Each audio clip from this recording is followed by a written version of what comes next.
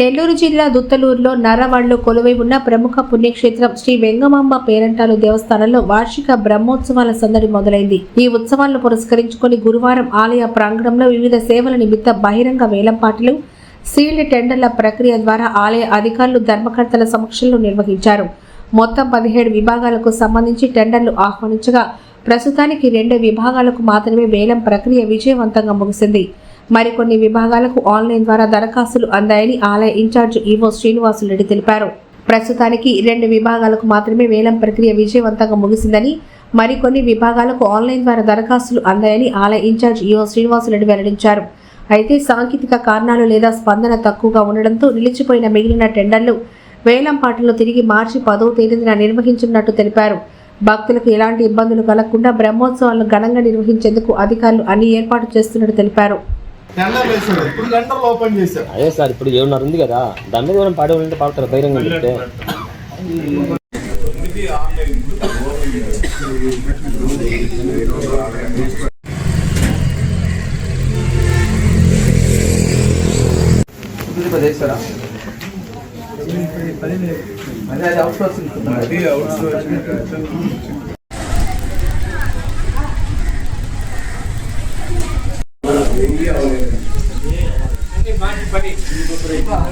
ముందు కొబ్బరి అయిపోయింది.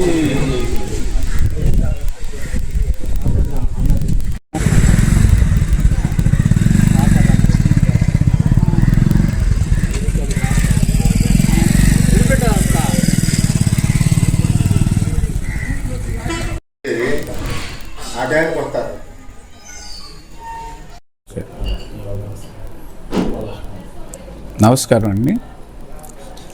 శ్రీ వెంగమాంబ పేరంటాళ్ళ అమ్మవారి దేవస్థానం, నర్రవాడ గ్రామం, దుత్తలూరు మండలం, నెల్లూరు జిల్లా. ఈరోజు దేవస్థానానికి సంబంధించి వార్షిక టెండర్లు పిలవటం జరిగింది. అలాగే కొన్ని షాపులు వీటన్నిటికి కూడా పాటలు నిర్వహించడం జరిగింది. వీటిలో ఈరోజు మొత్తం 17 ఐటమ్స్కి సంబంధించి టెండర్లు పిలవటం కానీ పాటలు జరపటం కానీ జరిగింది. వీటిల్లో ఒక కొబ్బరి చిప్పలు పోగు చేసుకునే హక్కుకు సంబంధించిన వేలంపాట అదొకటి జరిగింది. ఎండు కొబ్బరి అమ్ముకునే హక్కు, ఈ రెండింటికి మాత్రమే పూర్తయినాయి. మిగిలినన్నీ కూడా వాయిదా వేయటం జరిగింది. అలాగే దేవస్థానానికి సప్లై చేయటానికి కానీ ఈ ప్రొవిజన్స్, వీటి ఆన్లైన్ టెండరు, ఇది ఆన్లైన్ టెండర్ ఇంకా ఓపెన్ చేయలేదు, అది ఓపెన్ చేయటం జరుగుతుంది. అలాగే అవుట్సోర్సింగ్ సిబ్బంది సరఫరా కోసం చేయటం జరిగింది, దానికి 2 టెండర్లు వచ్చినాయి. అలాగే పుష్పం సరఫరా చేయడానికి ఎవరు కూడా టెండర్లు దాఖలు చేయలేదు.